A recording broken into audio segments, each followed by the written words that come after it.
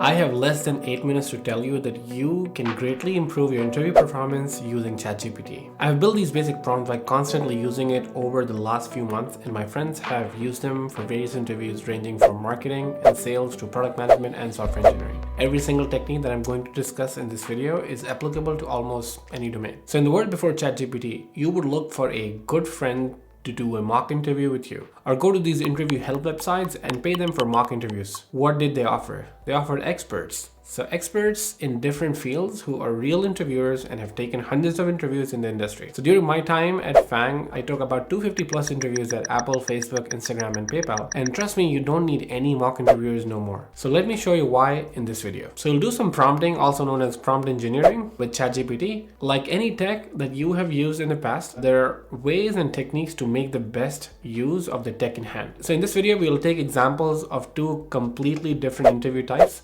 just to give you some perspective. In the end, I'll break down the components of my prompts and how deep you can go with it. So first off, we will simulate a software engineering interview. Software engineers usually go through coding interviews and system design interviews. So coding interviews are when they are given a weird complex problem and are expected to write code in 45 minutes, sometimes on a whiteboard or sometimes online. The other type of interview is system design. In system design, they're expected to come up with a high-level plan for a system that they will create. For example, how will you create a Twitter app, or how will you design a YouTube feed? Something like that. Super high level and something that cannot be done in real world in 45 minutes. But the idea is to get a sense of how well the software engineer understands the system components, the tech used, and the trade-off of choosing one software design over the other. Alrighty, so let's start off with the example of system design interview. So what I'm going to say is I'm going to provide some context to ChatGPT. So assume you are a software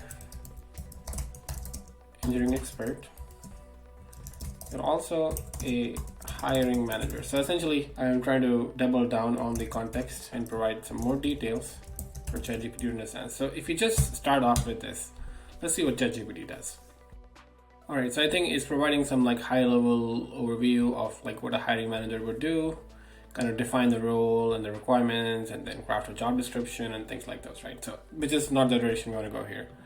So what we want to do is we grab the same prompt, bring it back. Now ask it to simulate a particular type of interview. So in our case, it's a system design interview, right? Let's go with this and see what happens. So essentially, this particular prompt has some context, some details on the context, and then a hint to kind of simulate a particular interview. All right, so now it has started like generating the specific interview. It has started to pick up, okay, what kind of questions it's asking for, high-level architecture, and then it's also telling us the details of what kind of categories the interviewer wants us to cover, like scalability, availability, latency, all that. So these are some of the different types of things that people generally cover in these interviews. All right, so it's also like showing what the candidate is asking, but we don't want to put all of that into automation. What we really want is to ask ChatGPT to actually start off the interview with us and wait for our answers. That's probably like the most important bit here. The next addition to this prompt is you will ask me a question as if we are in the interview, right? So kind of like simulating or bringing the entire situation to life. And then most important piece is wait for my answers, right? So before you ask me next question, right? So this way you actually are turning ChatGPT into a prompt interface. Like if you have used terminals in the past, there's a question that shows up, you give it an answer and kind of like wait for terminal to process the answer before it asks you the next question, right? So kind of like a similar situation. So let's see what happens in this case. It's kind of like starting out the interview. Now it's giving you a question of like a new messaging platform that you need to build for WhatsApp. It's kind of giving you a high-level requirements as well for the question. And now it's asking you, okay, so you would use to implement this messaging platform. So could you please briefly describe the main components? All right, so I'm going to give it some dummy answers. I'll say, okay, component 1, component 2, component 3. Again, this is probably the worst answer ever, but I just wanted to like simulate and see like what happens. Thank you for listing the main components. However, it would be helpful if you could provide me more context. And now it's asking you for more context on each of the components, right? So this will give me an understanding of your thoughts process, right? So I will actually try to do the same. I have some thought process And then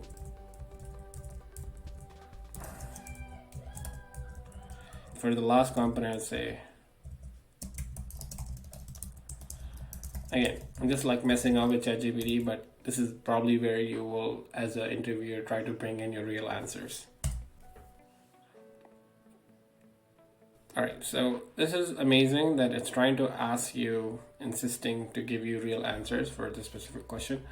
All right, so we're not here to kind of look at how the actual interview would go.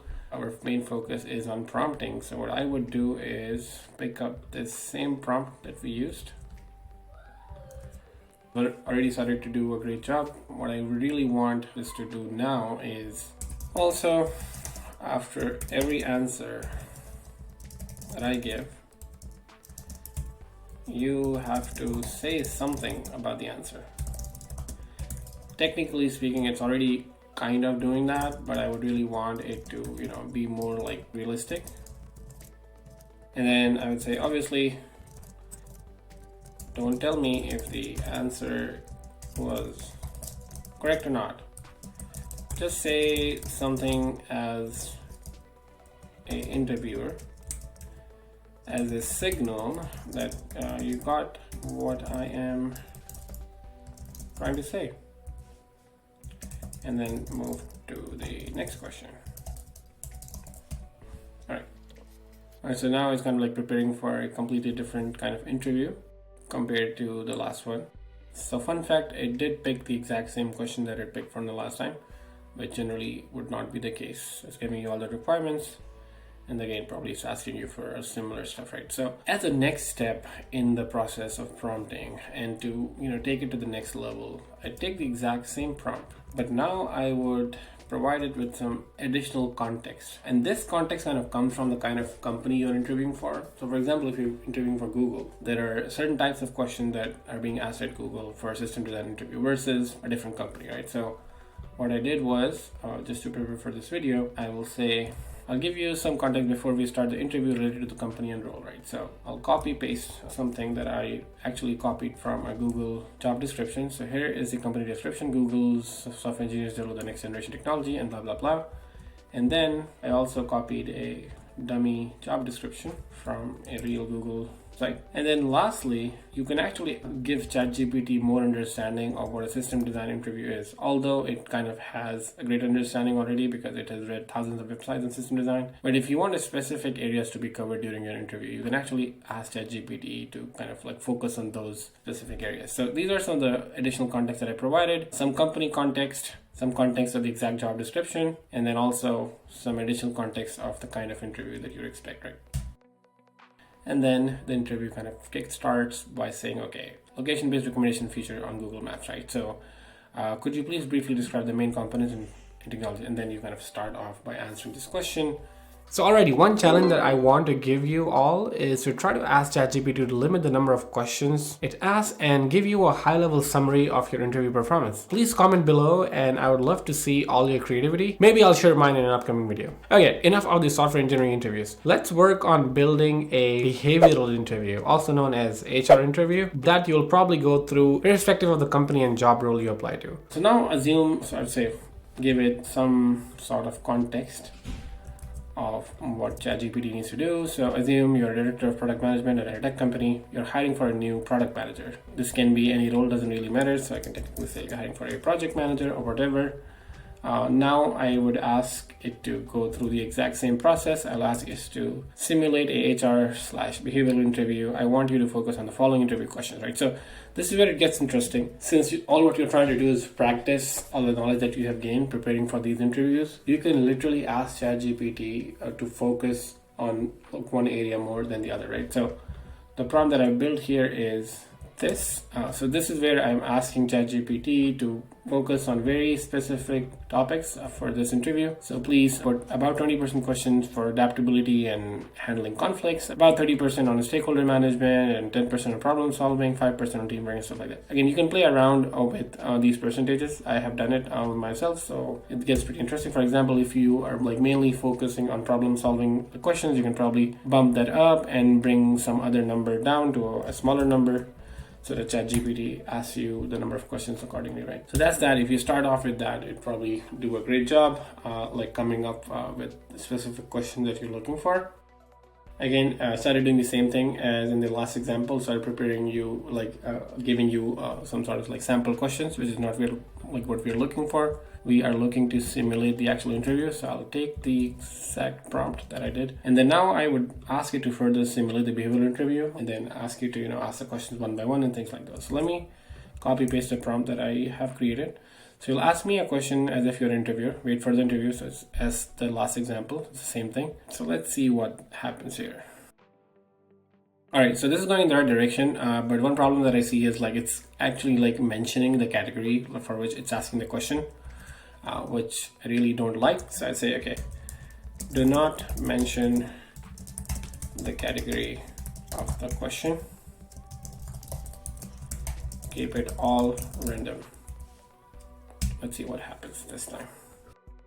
All right, so thank you for joining us today. We are looking for a new project manager, blah, blah, blah. And then here you go, awesome, right? So now it's asking for a question, but also not mentioning like what we need, right? So some funny answer. So I'm going to give it like a very short, small answer. Sound like you had quite a unique experience. So, it kind of like fails here. So let me stop this guy. So I'll take this entire prompt that we have, and I'll add something extra to it. So I'll say, if you don't like the answer, or the answer is too short, ask me to elaborate in more detail, right? So this way it kind of like covers for like super short answers or like some dummy answers that I'm going to provide, and it will kind of continue to like push me to provide real answers. All right, so here's my first question. How did you adapt to the situation, manage any conflicts in those areas? Some funny answer, haha. So since we did haha, it says I appreciate your enthusiasm, but I'd like to understand more about the problem. Let me say, I don't know. That's all right, we can move on to another question, which is awesome, right? So just by writing this like last line, we have kind of covered these very specific use cases where you either don't know the answer, or your answer is not appropriate, or it's too short, and things like this. So these are just two examples. Just think of all the possibilities and all the directions that you can go from here. The idea is during the last few weeks or days before your actual interview, all you need is someone to ask you random questions for a specific type of interview. And then you use your memory trying to recall how you will build up the answer. There's no better way to practice interviews. Hence, all of these mock interview websites have been so popular in the past. I believe with the right way of prompting, you can surely simulate any kind of interview using plain Chat GPT. So realistically speaking, we could build a small startup around it, but for that to happen, you will have to subscribe to this channel and hit the like button if you like this video. And share it with your friends today who are interviewing at different companies. Alrighty, that's all in the AI Air today. I'll see you in the next one.